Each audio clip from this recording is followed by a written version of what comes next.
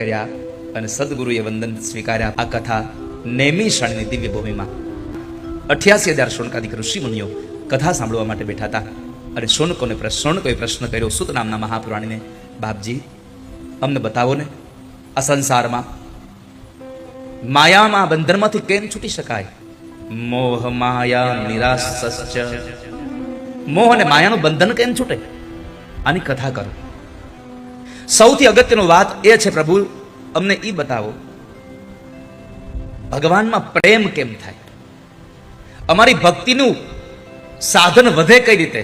ભક્ત્યોગ વર્ધનમ યચ્છ, કૃષ્ણ પ્રાપ્તિ કરમ પરમ, કૃષ્ણને પ્રાપ્તિ કરાવ્યો પરમ તત્વ સાધન બતાવો મને.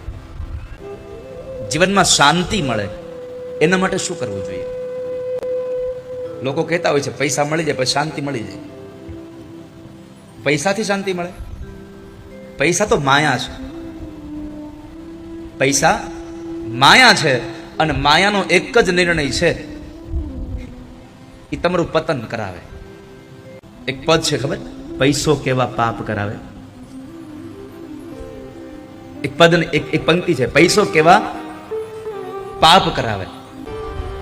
પૈસો કેવા પાપ કરાવે, માનવતા વિસરાવે. બસ આટલું કાફી છે. પૈસો કેવા પાપ કરાવે તો એક જ શબ્દમાં સમાઈ ગયું, માનવતા વિસરાવી દે છે. એ પ્રભુએ મોકલેલી માયા છે.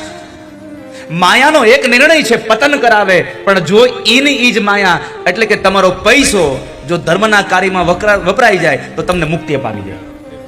પૈસો તો એનો ઈ જ છે, પણ કયા માર્ગે વપરાય છે એના ઉપર તમારો નિર્ણય નક્કી થાય છે.